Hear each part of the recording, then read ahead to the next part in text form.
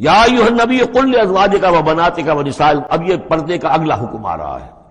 ایک تو یہ کہ گھر میں رہو، گھر پہ پردہ ہونا چاہیے، نامحرم پردے کی اوٹ سے بات کرے، جو بھی ضروری بات ہے وہ پردے کی اوٹ سے کرے، روح کر نہ کرے۔ لیکن اب مسئلہ آتا ہے کہ عورت گھر سے باہر نکلے تو کیا ہو؟ آخر ظاہر بات ہے اگرچہ اصولی اعتبار سے عورت کا مقام اس کا گھر ہے، لیکن پھر بھی ضرورت ہو سکتی ہے وہ باہر جائے ضرورت کے تحت، تو اس میں کیا حکم ہے؟ یا ایھا النبی قل لازواجک و بناتک و نساء المؤمنین، اب یہاں پر دیکھیے ایکسٹینڈ کر رہے ہیں ترتیباً، اے نبی کہہ دیجئے اپنی بیویوں سے اور اپنی بیٹیوں سے اور اہل ایمان کی خواتین سے۔ یہ گویا کہ اب اصلاح کا دائرہ جو ہے نبی کے گھر سے نکل کر اب باہر آ رہا ہے تمام اہل ایمان کے لیے۔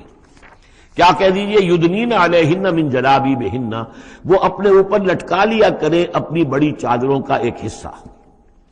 دیکھیے جیسا کہ میں نے اس وقت بھی عرض کیا تھا سورہ جب ہم نور پڑھ رہے تھے کہ عرب میں لباس کا یہ اور خواتین کی لباس کا یہ دو جز تھے، ایک اوڑھنی ہوتی تھی جو گھر میں اوڑھتی تھی، وہ جیسے اب بھی ہمارے اوڑھنی کا تصور ہے، اس کو کہتے ہیں خمار، اور خمرہن لفظ آیا ان کی جمع جو ہے خمرہن، ولیضربن بخمرہن علی جیوبہن، وہ اپنی ان اوڑھنیوں کا بکل مار لیا کریں اپنے سینوں پر۔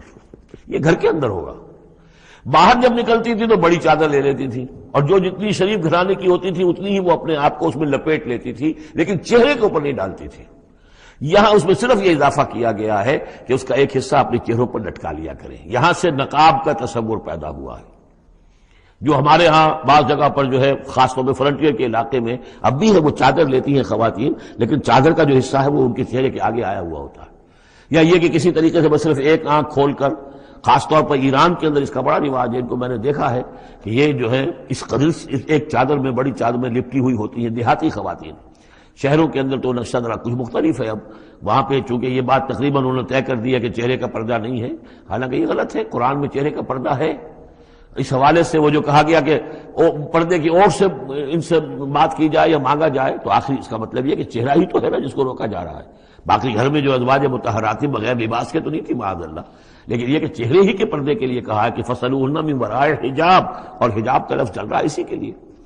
لیکن یہ کہ اب یہ حکم دیا گیا کہ آپ ایک چادر کو، جو چادر لے کے آپ نکلتی ہی ہیں باہر، جو بھی شریف خواتین ہیں، وہ چادر کو ذرا اپنے چہروں کے اوپر لٹکا لیا کریں۔ یہ جلباب کہلاتا تھا، بڑی چادر جو لے کر نکلتے تھے۔ تو ایک ہے خمار، اوڑھنی، جس کی جمع ہے خمرہن، خمر۔